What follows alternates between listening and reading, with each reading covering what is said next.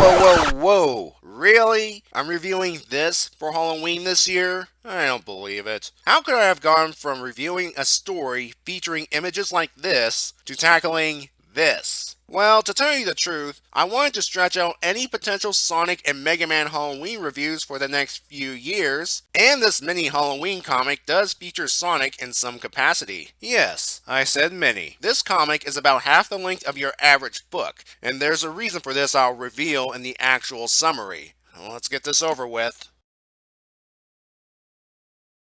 The story begins with a kid seeing a girl in a comic book store. Said girl happens to be Sabrina the Teenage Witch. She explains to him that she is buying comics for Salem. Salem, for the record, is a wizard trapped in the form of a black cat. So yeah, kinda hard to buy comic books in this current form. Sabrina also says to the kid that she and her friends also enjoy comics, and her words, as we soon learn, are actually one of Salem's spells, specifically the one to enter the fantasy world that's currently being read. In this case, it's a Sonic comic, which the kid mistakes for the set of Terminator 3. Sorry, no sign of Schwarzenegger with those star glasses. What we do see is Sonic and Knuckles fighting against Dr. Robotnik. The Sega hero spots Sabrina and the kid, and think they are additional threats. Sabrina quickly casts a spell bringing her and the kid back to the comic book shop, accidentally dragging Sonic and Knuckles along for the ride. To further complicate things, Sabrina is going to a Halloween party and her ride is quickly approaching. She magics up some costumes for herself and the kid, whom by this point is revealed to be named Stevie. Sabrina's plan is to take Stevie, Sonic, and Knuckles to the party under the guise that she's babysitting her cousin's kids. Her ride happens to be Cheryl Blossom. Based on what I know, she's occasionally the fourth wheel in the infamous Archie, Betty, and Veronica love triangle. Anyway, the group heads to the party, and we finally see the true purpose of the story in this two-page spread. It's to promote many of the comics that were published at the time through the company, including Sabrina, the Red Circle line, as represented by heroes such as the Shield, or people dressed up like them,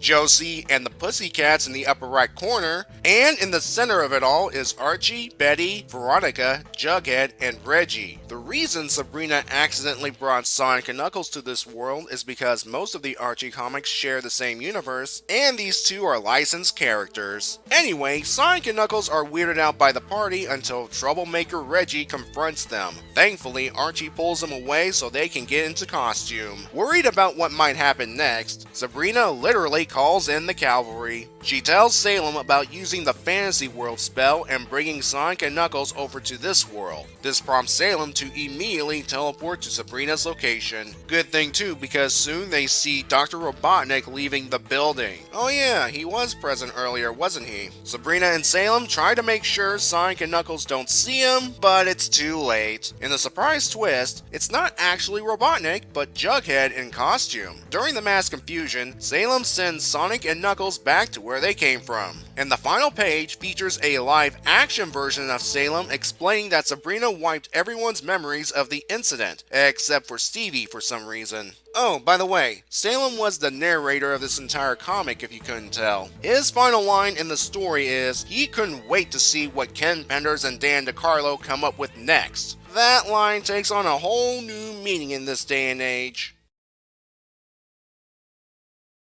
Like I said, this comic was made as a promotional tool for all the comics published under the Archie banner around Halloween of 1998. Now, if you haven't guessed at this point, Ken Penders wrote this, and he also used the comic to promote his comic for Image, The Lost Ones, with the character of Particle appearing as an Easter egg and the mentioning of the comic when partygoers were playing Bobbing for Comics. I assume they're playing the game on a dry table, otherwise they would be getting soggy comics. Penders writing this may also explain the character of Stevie. He has no role in the story except for Tag-Along Kid. Remove him, and little to nothing would be lost. Sabrina could say the invocation as a thinking out loud moment, and get sucked into the Sonic comic by herself. Or if someone has to be with her, why not have it be Jughead. He seems to be a fan of Sonic given his Robotnik costume, and he could be in the comic shop to get some last minute comics for that bobbing game I mentioned earlier. And he could say his costume is already at the party. Anyway, Stevie. More than likely, he was created/named after Ken's son Steven. The letter P on the costume really strengthens this theory. If that's the case, that's fine. The guy loves his son, and to dedicate a character to him is touching. I'm not going to be too mean on that front. Like the Sonic Sabrina crossover, there were two different artists on the book. Dan DeCarlo did the Archie-related art, and the Sonic stuff was done by Spaz. The two styles clashing does emphasize the otherworldly nature between Sonic and Knuckles, and the Riverdale setting. Because of the nature of this promotional comic, I am not giving this one a score. Consider it non-canon as far as the Sonic stuff is concerned, due to the fact Robotnik appears during the period between his death and Eggman's arrival. If you want to check out this short silly adventure, be my guest. Otherwise, you're not going to lose sleep if you miss out on this one. Once more, the only reason I'm doing this is because this was released on Halloween of 1998, and I kinda want to stretch out my Halloween reviews for the next few years. But I'm sure glad I got this one out of the way. Hopefully there's not another one of these short promotional comics featuring the Archie cast and Sonic.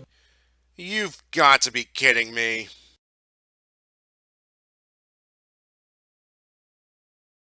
So, Sabrina thinks Knuckles is cute. Well, do I have a friend for you?